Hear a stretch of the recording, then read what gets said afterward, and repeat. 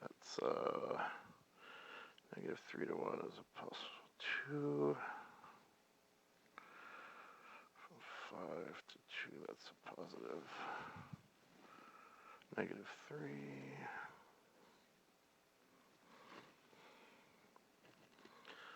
So negative 3.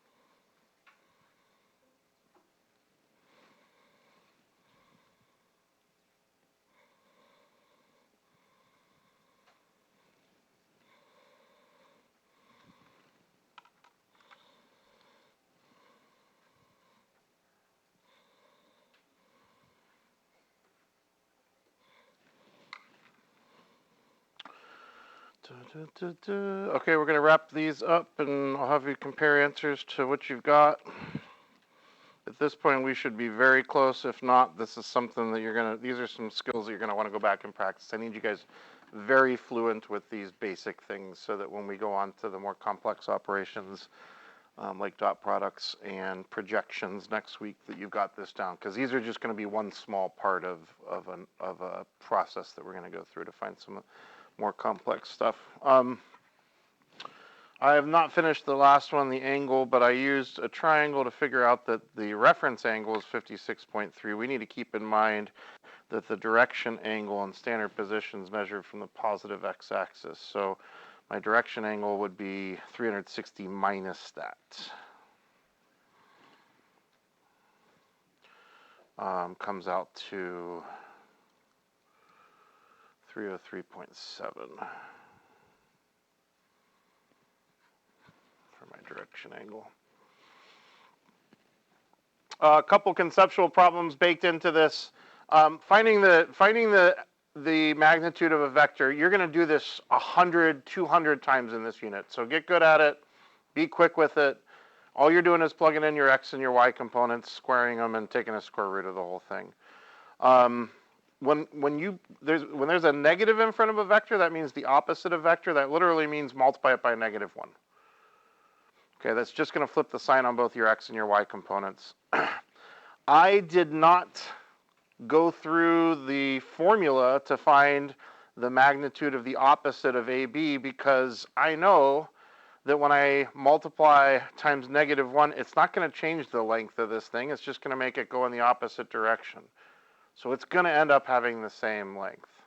So I didn't bother putting -2 and 3 back into this formula again because I knew it was going to be the same length. Likewise, when I found 2CD, I didn't bother plugging -6 and 8 into this formula because I knew if I took CD and multiplied by 2, it's just going to make it twice as long.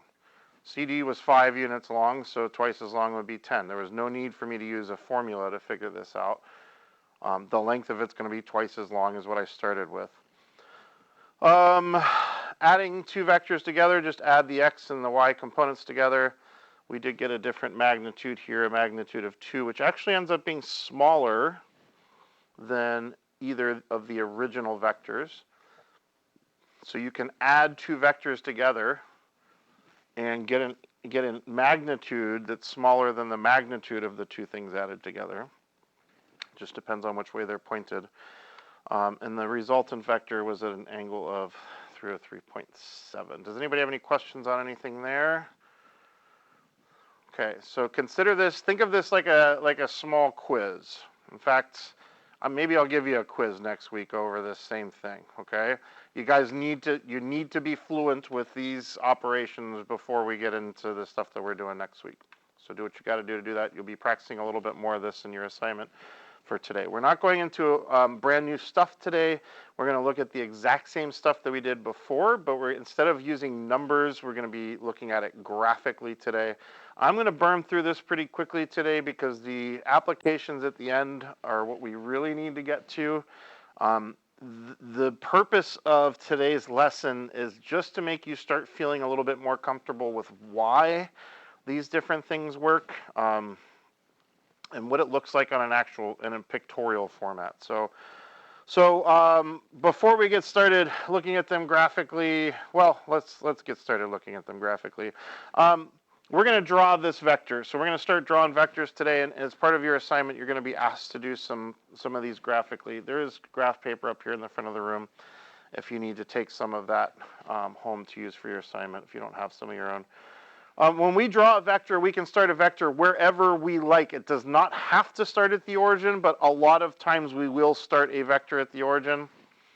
So just for the sake of consistency, could you please draw me a dot at the origin and then move in the x direction by -2 and the y direction by +3, draw another dot, and then create an arrow that goes from your first dot to your second dot. And let's label that vector A.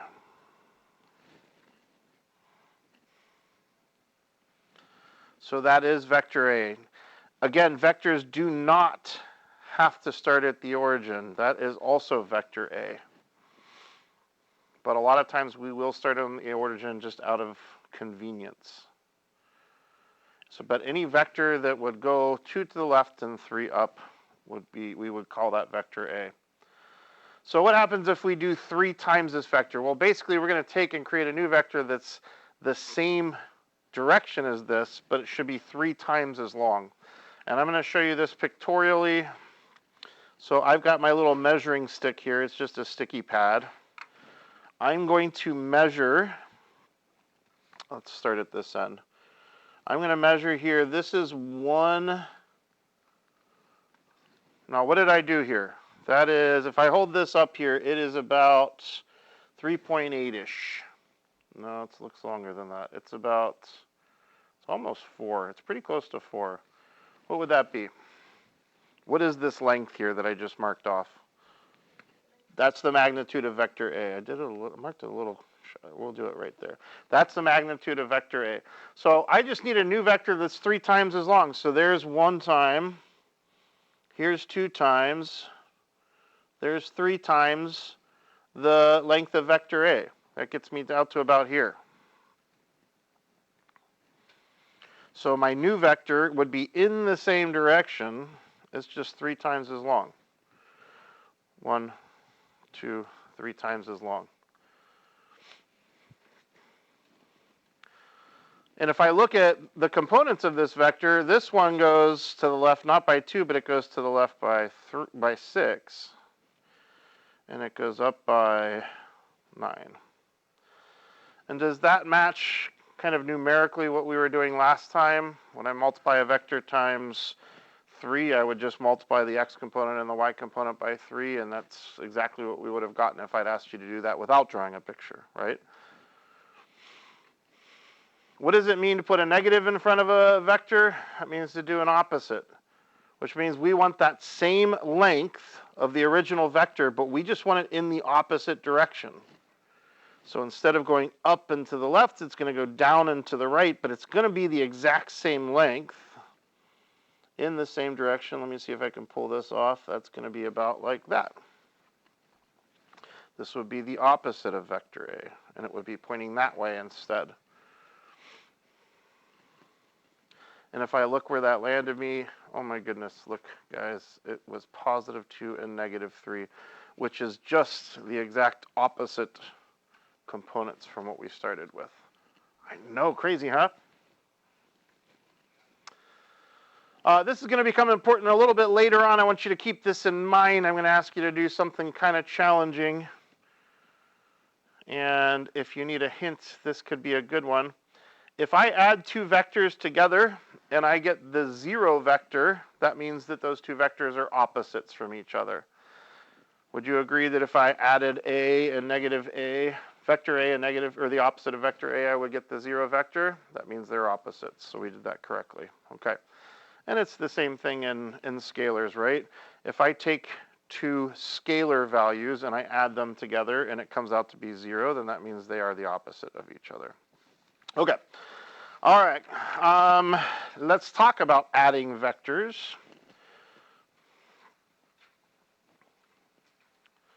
So we know how to add vectors numerically. If I asked you to add these two vectors right now, you guys should be pretty confident in telling me what it is. Don't write it down, but tell me what would the x component of our resultant be. 4 plus negative 2 is, it would be 2. If I added 4 plus negative 2, I get 2, and then my y component would be 7. So we get 2 comma 7 for the resultant if we add those together. Do we have any questions about that?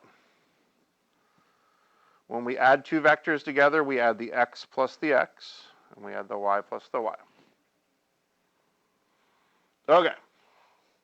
So let's see how that works out when we add them graphically. So, and this is kind of our key thing for today. When we add vectors graphically, we're going to draw one of them. I'm going to draw the first one here. And I can start it wherever I want, but for convenience, I'm going to start it at the origin. All right, so I'm going to draw one of them, and then I'm going to draw the other one, but I'm going to start it where the first one ended. All right, so I'm basically going to take these vectors and I'm going to put them heads to tails. I'm going to stack them on top of each other. So let's start with this A. So can you draw vector A? Have it start at the origin. The vector is 4 units in the x direction and 3 units in the y direction. So 4 units and 3 units. That's going to get me this vector right here. Did we have to start it at the origin? No, we decided to.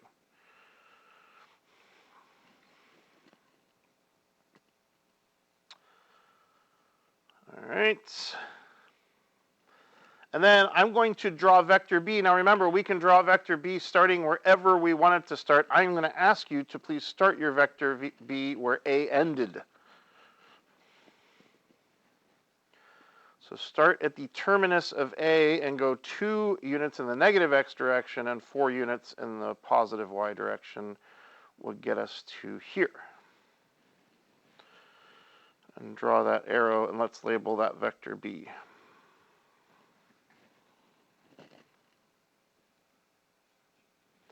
Now, a moment ago when I asked you to do this numerically, you told me that if I added A plus B together, we would get 2 comma 7. What does that have to do with what you're seeing on this graph here? Do you see what 2 comma 7 has to do with this graph? What is it? It's the endpoint of, it's the endpoint of B. It's actually the coordinates of the endpoint of B.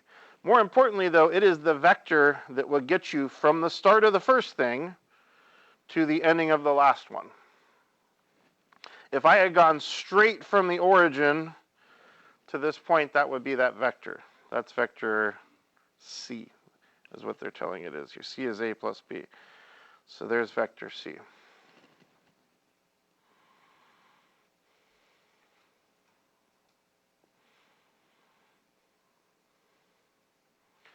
All right, any questions there? So the big idea is if I want to add two vectors together graphically, I'm just going to put them head to tail like this, and then make a new vector that starts at the beginning of the first one and ends at the end of the last one. In a minute, we're going to be adding 3 or 4 vectors together, and we're just going to put them all together. It might be some weird winding path that goes all around our grid, but we'll start at the beginning and draw an arrow to the end, and that will be the resultant vector of adding all those together. Before we go on and do that, though, can you go ahead and reaffirm to me that the vector addition is commutative?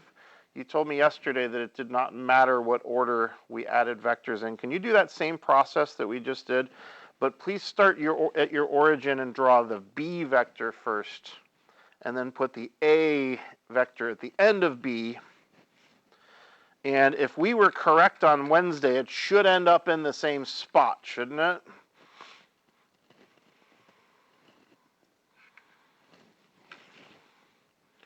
I'm going to do my B vector first. -2 and up 4.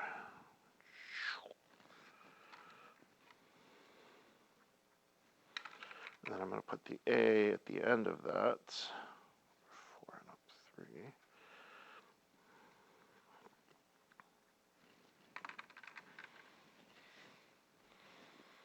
Does that give us the same resultant vector that we just got? Indeed it does.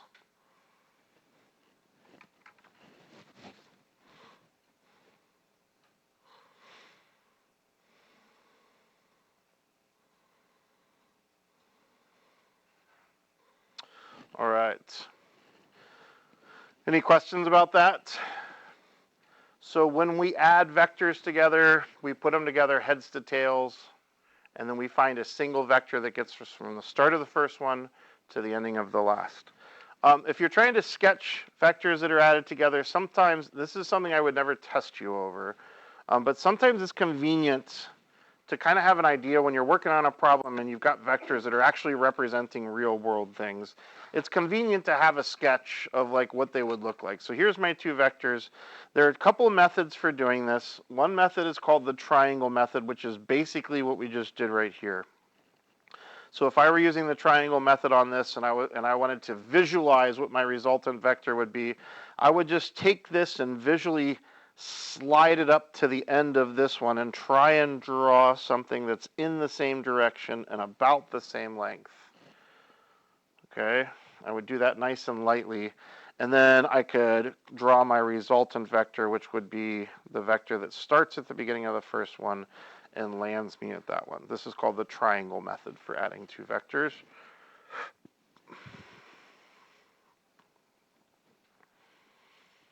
And what's the point of this? If you would use this in an actual situation where you had some vectors for a particular situation, we're going to run into different things where the vectors represent forces, or they represent movement along a path, or they represent a speed, or in a wind speed, or something like that.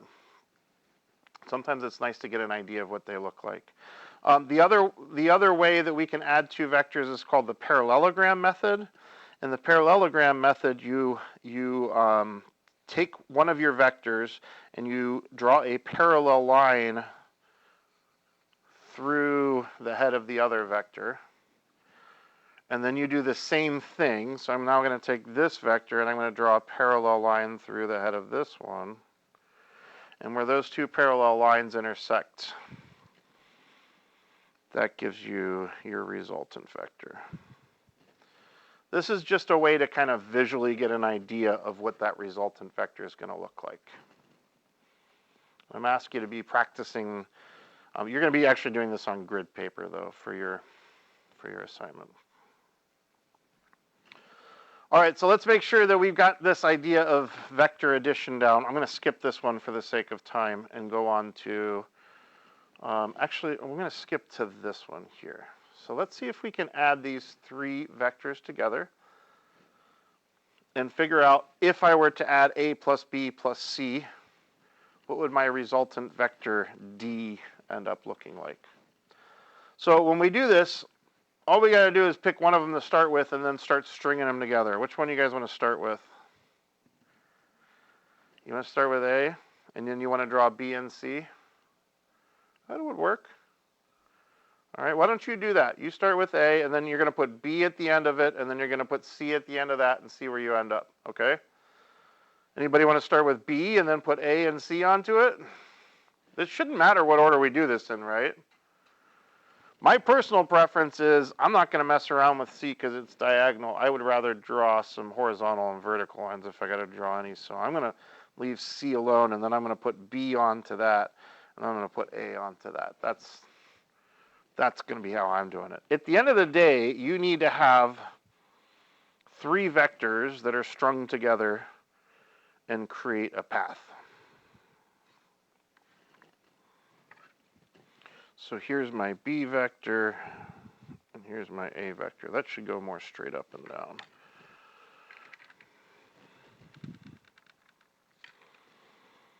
It's about that long.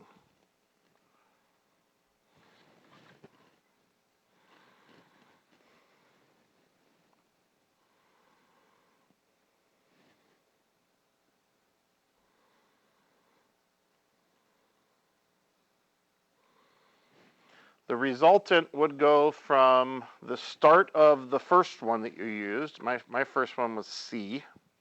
Actually, they all start from the same place, so we're all going to be starting from the origin. And it should go from that point to the end point of the last one. So this would be my resultant vector. Jack, you did yours in a different order. Did you end up getting a point that was roughly in that same location? Roughly?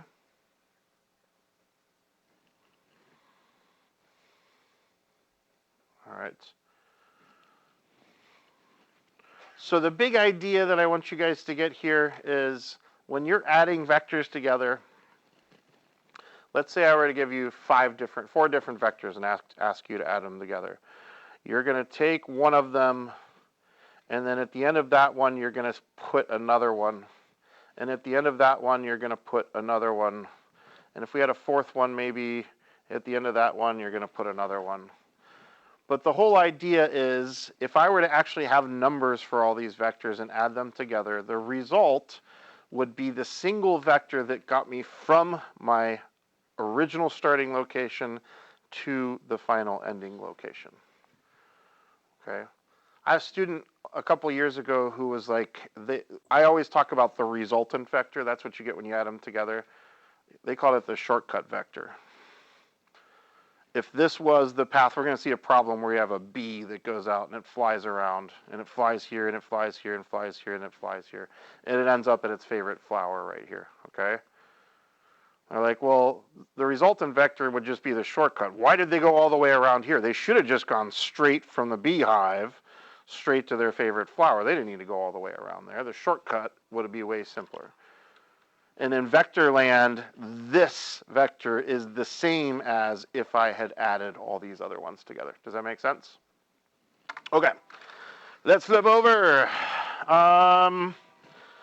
So how do we do vector subtraction?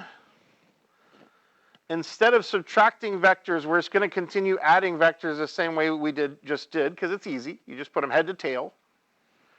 Except when we go to subtract, instead of subtracting, we're going to add the opposite, right? It's the same way as in scalar land. If you had 5 minus 3, wouldn't that be the same as saying 5 plus negative 3? Right? Same idea. So we're not gonna come up with a new rule for what if I'm subtracting. We're just going to always think of subtraction as addition. Except the second thing I got to do the opposite of. So if I'm trying to do B minus C, instead of doing B minus C, I'm going to think of what is the opposite of C, because that's easy to draw and visualize. I didn't quite nail that. It looks like it's bending a little too far down, but roughly that would be the opposite of vector C. So if I want to do B minus C, I'm just going to do B plus the opposite of C. So let's do B. There's B already. And I'm going to put this opposite of C onto it.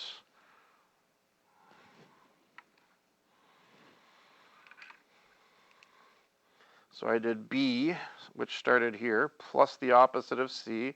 That got me from there to there. So this would be my resultant vector.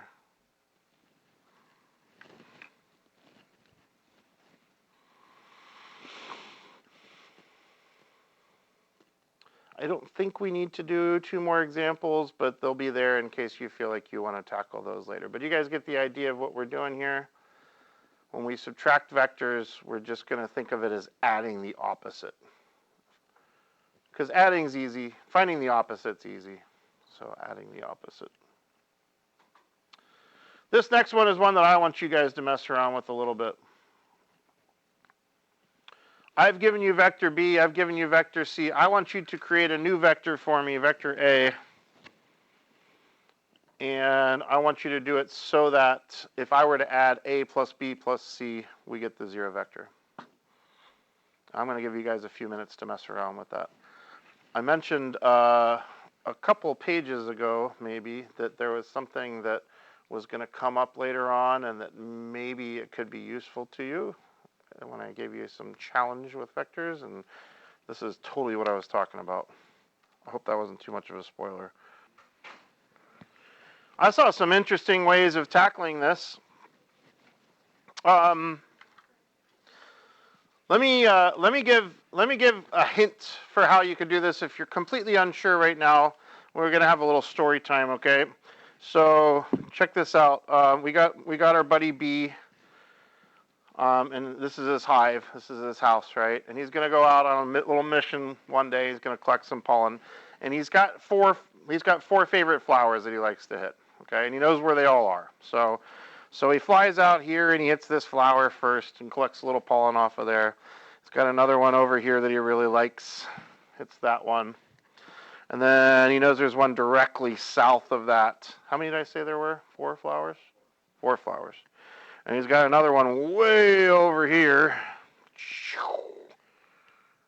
Way over here that he wants to hit too. And then he's done. He's got all of his favorite pollen that he likes to collect, so he's going to go back to his house, right? And is he going to backtrack all the way to those flowers? No, he's got all his pollen he's carrying right now. So he's going to go straight back home, okay? Straight back home. All right, I got a question for you. This is the big question of the day. If I added this vector plus this vector plus this vector plus this vector plus this vector, what would be the resultant? It would be the 0 vector. Why?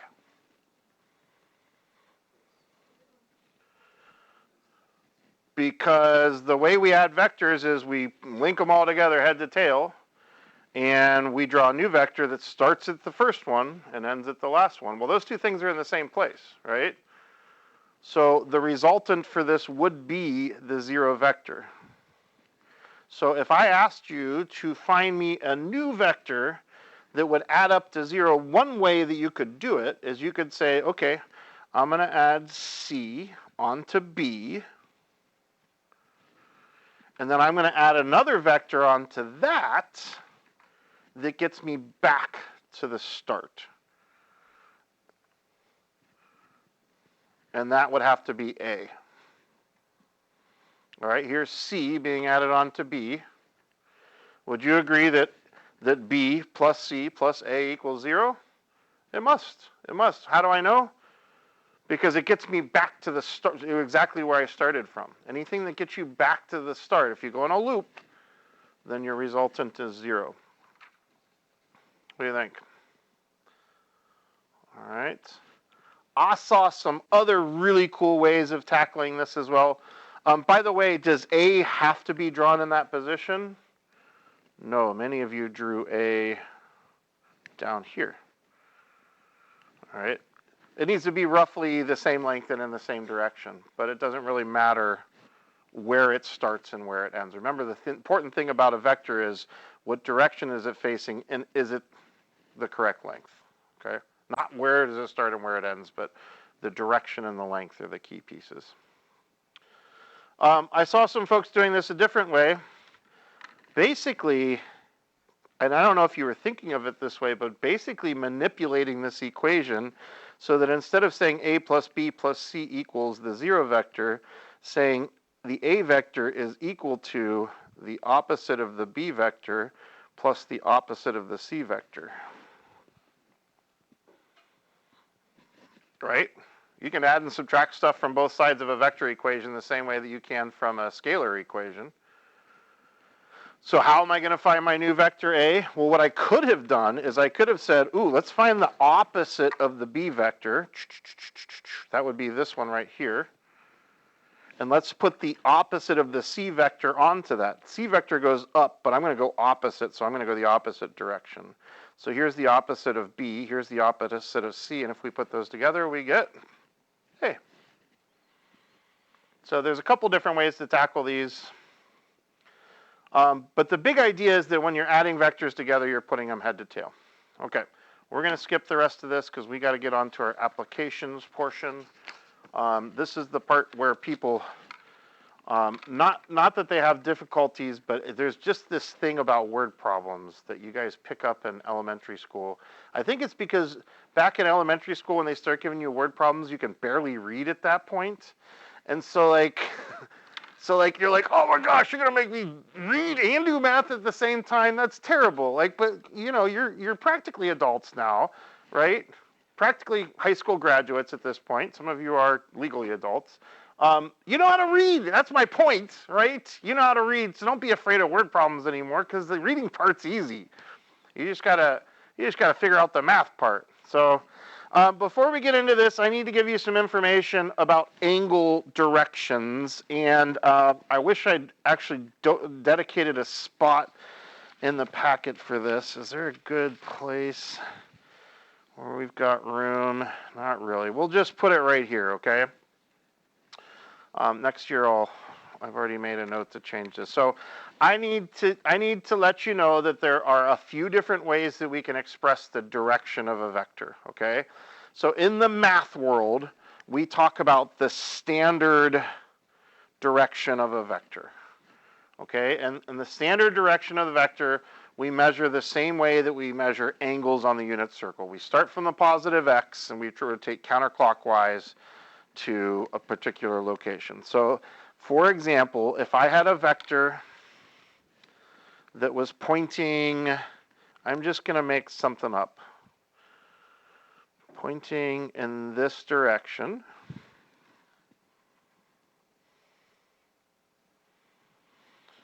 And let's say that this reference angle was 40 degrees. My standard direction for this theta would be equal to what? What would theta be equal to if that angle from my vector to the negative y-axis was 40 degrees? What would theta equal? 220, because the standard direction has to start at the positive x-axis, and it's got to go counterclockwise all the way around to there. So it's got to go the full 180 plus another 40, which is 220 degrees. Okay? Okay. In the math world, that's what we use. Out there in the real world, no, math world's also real. In the application world, and I'm talking specifically when it comes to navigation type problems, we use headings. Now, your textbook incorrectly, and actually I've picked up some bad habits. I had a student point this out to me a couple years ago. Do you guys, any of you sail? Are any of you sailors or boat people? I don't know if boat people is like the right word. No, we got all this water close by. You know people who have boats, yeah? You know any fisher people, fishermen, fisherwomen? So It's been pointed out to me that there's a difference between heading and bearing, and our textbook uses those two things as if they're the exact same thing. So anytime you see bearing in this classroom, assume that they actually mean heading. And the heading is the direction that you are headed in. It's where the head of your ship is pointed. But heading is defined differently than standard position. Heading is measured from which direction? Anybody know? What is 0 degrees if we're talking about a compass? 0 degrees is due north. So heading is measured from due north, and it goes the other way around the circle. Why did they do it this way? I have no idea. This has been around a lot longer than this has. I know that, though. Okay, so we still talk about it this way, but if we were talking about this same angle, if this was still 40, the same direction, and heading, we would say that was what? This would be 90 plus another 90 plus 180 is, that's 180 plus this would be 50 now, wouldn't it? If that's 40, then this would have to be 50. So this direction would actually be 220 degrees, 230 degrees. Help me out here, guys. 90 and 90 and 50, that's 230? Yes. What a great question. I don't know. Why do the hands on a clock go clockwise? Right? I imagine it has something to do with the way the shadow on a sundial goes. Is that what you were just saying? Yeah? That would be my guess. Like, I think that's probably where the whole clockwise things go. Of course, that would be different in the northern hemisphere than it is in the southern hemisphere, or depending on which direction you're using as your reference direction. So, that would be my guess. But, I mean, old navigation was all done by sun and stars. Maybe it's the way that the stars rotate across the sky if you're facing north. But again, if you're facing south, why did they choose north? I don't know. Because we're in the northern hemisphere? I don't know. These are great questions. All right, so there's standard, there's heading, and there's actually a third way. I call it compass. And this one's weird because they're going to give you 2 letters with a number in between it. And those letters are going to stand for north, south, east, or west.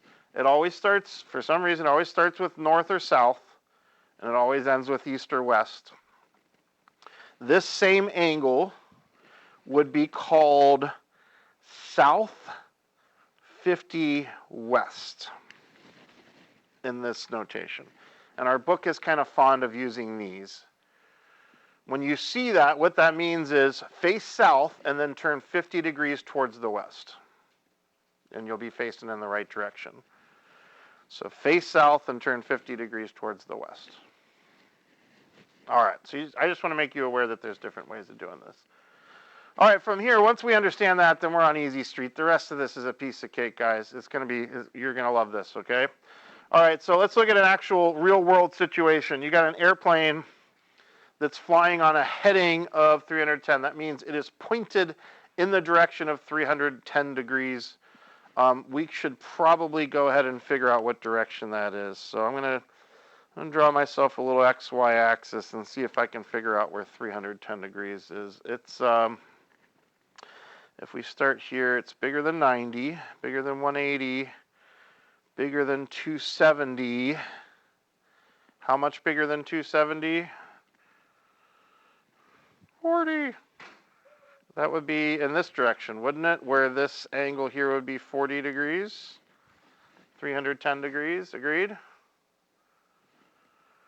All right, when they say heading, we're always measuring from due north.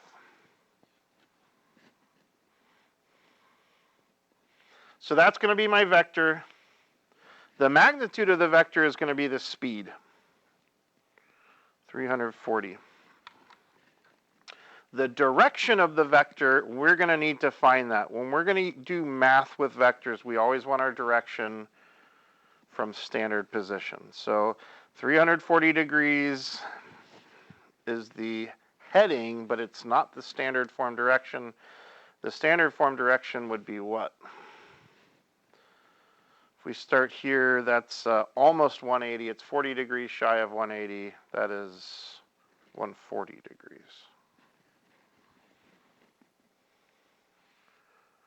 Okay, so far? If I know a magnitude and a direction, then I should be able to find a component form for this vector. It's really easy. It's just the magnitude times the cosine of the angle, and it's the magnitude times the sine of the angle. So go ahead and find those values for me. You're probably going to want to use your calculator because 40 or 140 degrees is not a familiar angle to us. Plus, we're doing an application problem.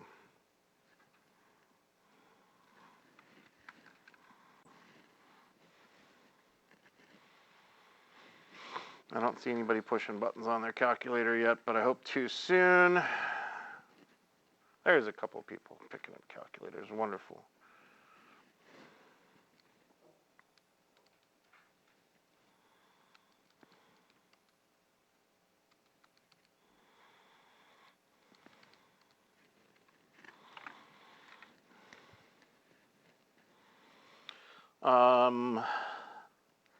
I guess we'll round to 1 decimal place.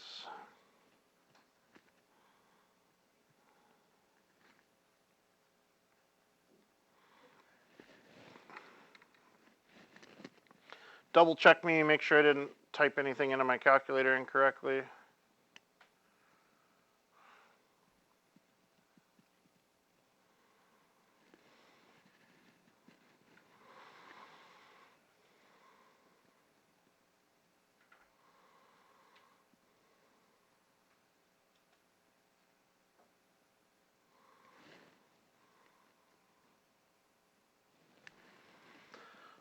All right, so here's the situation. The plane's flying. When a plane flies, it's not attached to the ground. It's attached to the air that's around it, okay? It's facing a particular direction, and it's flying through the air at a certain speed, and its air speed, when they say air speed, is 340. That doesn't mean if you were flying or driving directly underneath it, though, that you would be going 340 miles per hour. Because the air can actually be moving, and it usually is, right? Sometimes the plane is flying in air that's kind of moving in the same direction in it, so that gives the plane a push. It actually ends up going faster than it would be if it were in calm air. Sometimes the air is coming from the front, and that actually slows the plane down. So the ground speed is going to be a combination of both the plane's movement through the air and the movement of the air itself. So we're going to need to add the vectors for our plane and the vector for our air. Now, when this says we're flying at, the wind's going at 275, those two angles are pretty close to each other, aren't they? 275 and 310?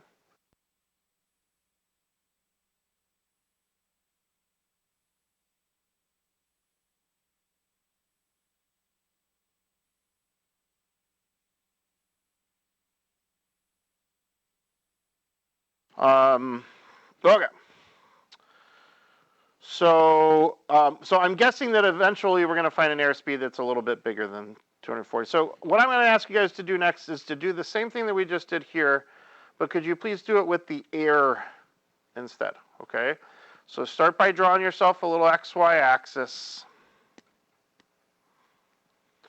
Figure out your angle theta. You're going to need to first figure out where 275 degrees is as a heading.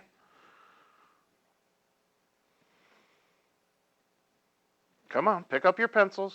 Let's get going. I know it's Friday, guys, but we're running out of time here, and if you won't get moving, then we're not going to finish this. Find me where 275 degrees is as a heading, and then figure out where that is in standard position, and then apply the formula to come up with your vector for your air. I'm going to give you the answer, but I'm not going through the steps here. Okay, so you guys this is on you. You got this. Let me know if you need help. I'll write the answer up here so you can check and make sure that you get to the same points. So this is for the plane. And my wind vector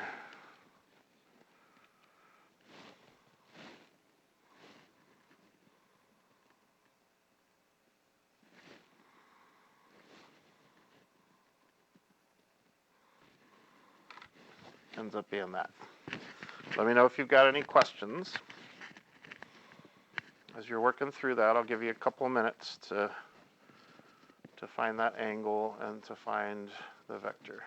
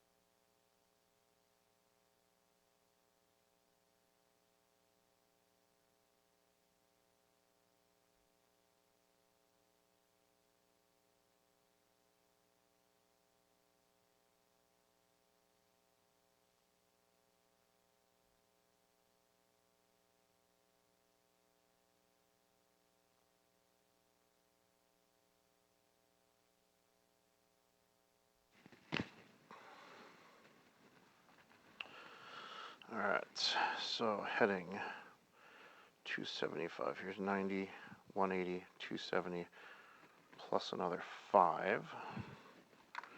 So then my direction, theta, would be here. It's almost 180. It's 5 degrees shy of 180. That's 175 degrees.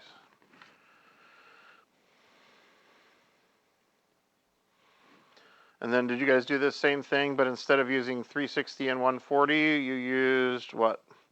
85 and 175? Are we able to come up with these two components?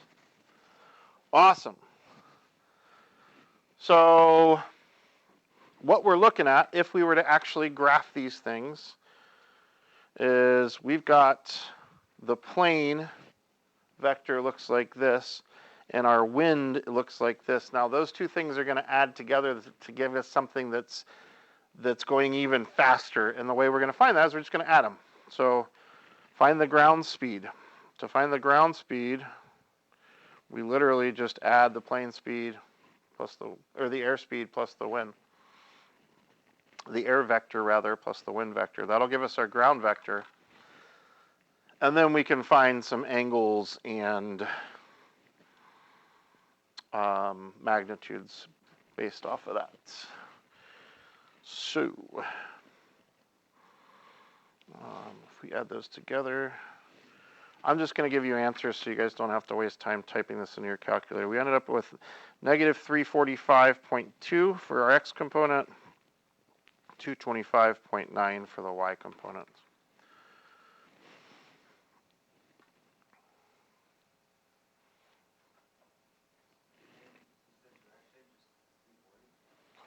Is the direction 340? I'm going to have to create a triangle out of this to find the direction. So when I go to find my heading, I'm gonna think of a triangle that has 345 here and 226 here. I'm just rounding off the whole numbers here. And I can use inverse tangent to find this angle, and then I can use that to find my new heading.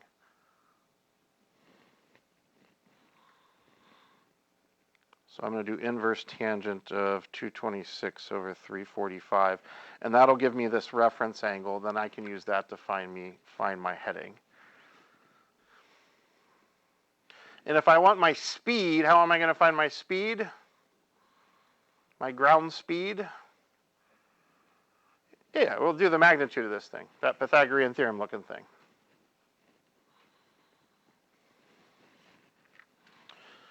All right, I'll give you final answers here in case you want to finish it up.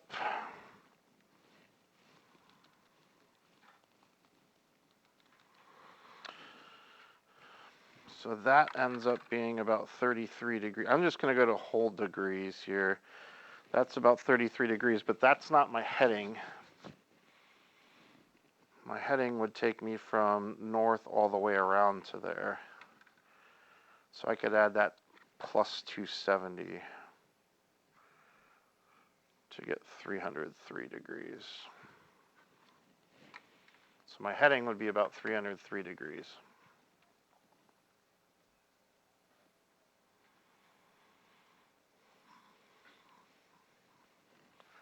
And then my speed would be the magnitude of this. I have some bad habits when it comes to finding magnitude. I don't know if you guys have seen me do this yet, but I'll point it out right now. When I write down my work to find magnitude, I leave negatives off of my x and y components. Has anybody else started doing that too? Because it doesn't matter, you're going to square it, right? It's a bad habit though. I really shouldn't do that, because it's bound to confuse me or somebody else at some point. So I'm going to stop. I'm going to try to stop doing that. You guys call me out if you catch me leaving my negatives off. Now when I type it in my calculator, I'm not typing in the negative.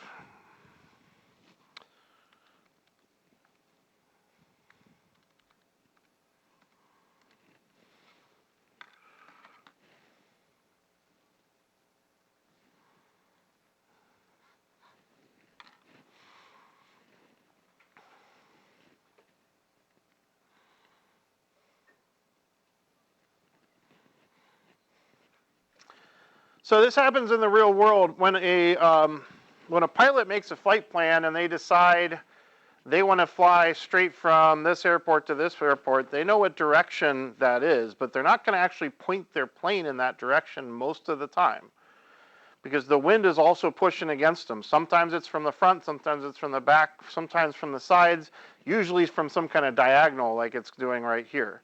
So they have to take into account the wind speed and the wind direction.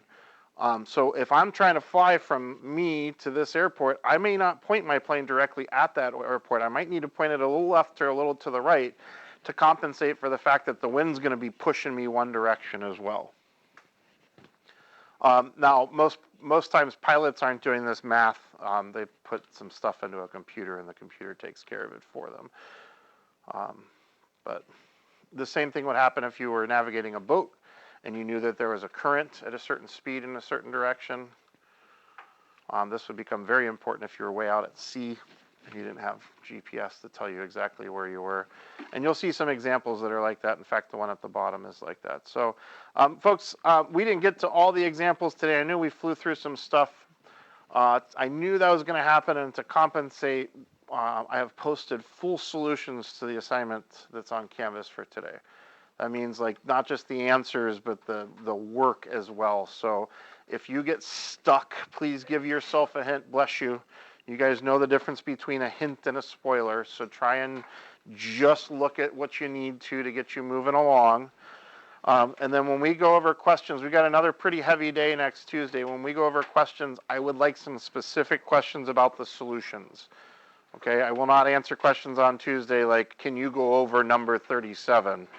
But I'd be happy to answer a question like, can you explain this third step in 37 where you got the 245 degrees, and I can help you out with specific portions. Does that make sense? All right, you guys are awesome. Thank you for bearing with me.